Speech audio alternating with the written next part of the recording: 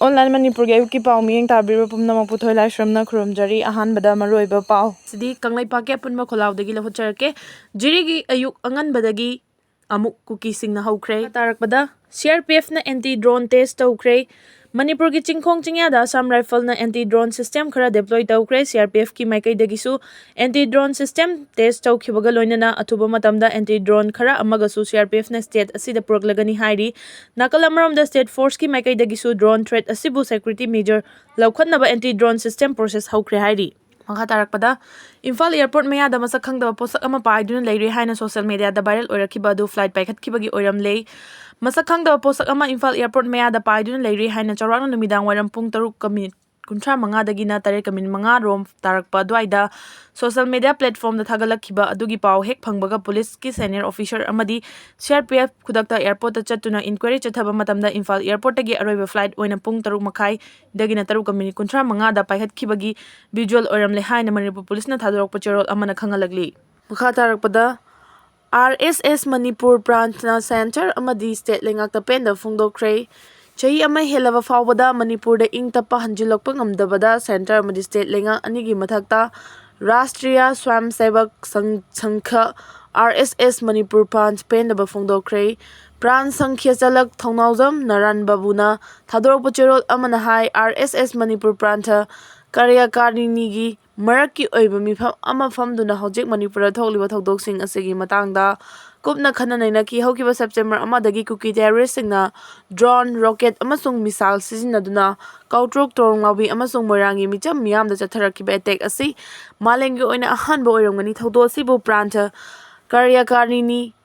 Magulna akanba mawongda yaningdaba phongdokli chahi ama helaba fawbada ing tappa hanjilakpa ngamdaba center amadi state lenga ki mathakta penda phongdoki hauji oiriba fibam asi ing tappa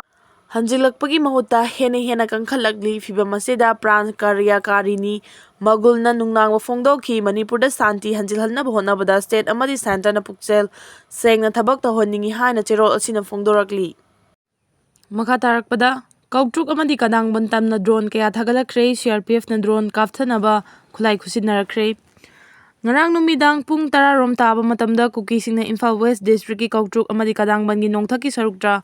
drone mari manga thagalaktuna minute kun muk koipai paiduna laiki numidang pung 12 rom tarakpa matamdasu kuki terrorist singna Kangpopi district ki manung chana laiba Bethel maikai dagi nongmai round khara su kaptharaki hairi maduda khulngakpa singi maikai dagi su handuna nongmai round khara kapaga loinana drone singi maikai tamna nongmai kapki hairi adum oinamak drone sing adu nongai matung fawba pairamlaga mangki hairi amaromda lamdam asida kuki terrorist singna drone dagi bomb thadarakpa thingnabagi damak CRPF ta center lengakna drone kapthanaba khulai sinnarakre hairi pauche sina phangma paugi matung inadi handak Manipur miyamna lamdam asidagi Assam Rifles lauthoknaba khongjang changsiliba asiga mari leinana Manipur dagi 9 suba amadi 19 suba Assam Rifles ki Kangbu lauthoknaba CRPF ki Kangbu na mahut sinnanaba Manipur da CRPF ki team thunglakre hairiba CRPF ki team aduda drone kapthaba yaba India na saba droner haina khangnaba khulai sing sinarakre su hairi Loinana khulai adubu mapung fana sijinnaba hairaba miyoi singsu loinaraki hojik Imphal da thunglaraba CRPF ki team aduna drone kaptharaba khulai sing adu sijinnanaba tharang tawba haure hairi makha tarakpada United National Liberation Front Manipur Department of Publicity ki press release ama tholakre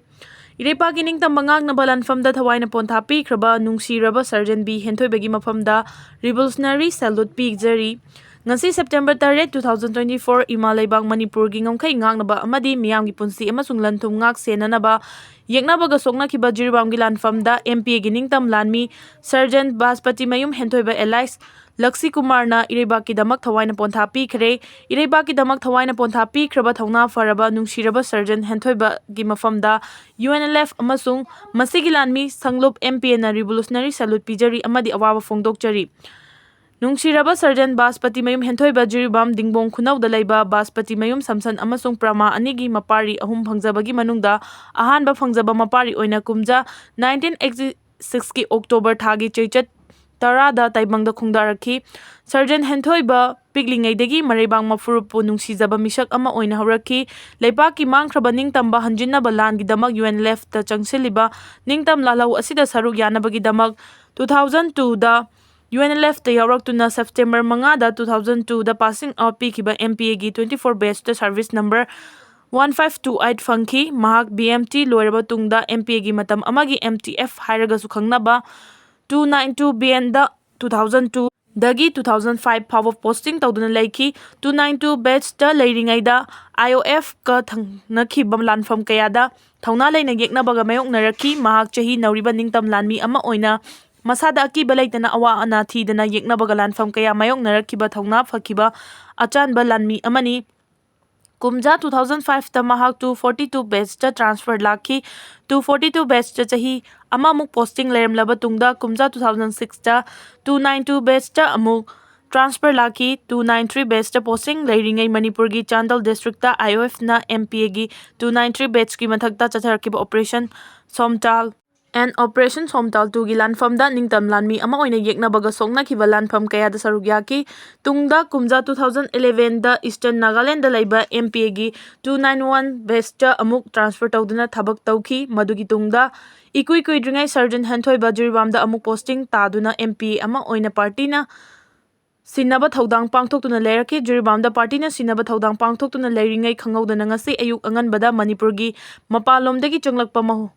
Makuta assault rifle paiba yeknaba kharana lona changsilakna Jiribam gi micham miyoi ama kaptuna halamki yeknaba sing aduna micham miyoi ama halambagi pau phangbadagi khulai thuna lanmi kharaga Sergeant Hanthoi bana command tawduna yeknaba sing adubu counter attack tawduna khut thokna ki ahanbagi khut thoknaba aduda yeknaba singbu maithiba piraba tungda anisuba oina yeknaba sing adubu maithiba pinaba makhata na changsinbada lumduna leiramba yeknaba singna khut halakpada Sergeant Hanthoi ba nongmai maruna panduna soki asokpa aduna maram oiduna mafam adumakta da ayuki pung 7:30 da Sergeant Hanthoi ba leikide Sergeant Hanthoi ba ima leiba ki ningtanba hanjinaba lanfam da chahi kya lepa leitana awa ana thidana lanthengnarakhiba adu ngasi ayuk Jiribam district ki chingchappi da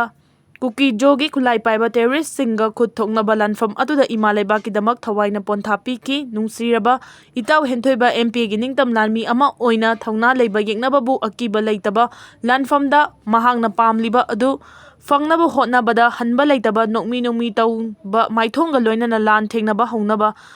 kanba thaksi khasi phajaba ningtam lanmi amani mahakuma thawna phaba ningtam lanmi ama MP na phangjakiba asima UNLF amasung MP gi chawthokchabani mahaki singthabada loiba naidaba kathokpagi thawna lingjel aduna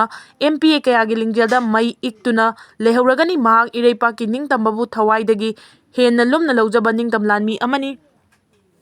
Athauba Sergeant Hanthoi ba imaleba ki dama kathoktu na chatkibada ma ki nungsiraba imung manung ma ki loinabi amasung pikliba ichanupi ahum thambirami ma ki iton tonbi machanupi asi tha taru khakta mangairi athauba sina chatkibada awa maisa langhoraba imung manung maru mapang khudingma ki mafamda UNLF amasung masigi lanmi singlup MPA na thamoi songna awa saruk yajari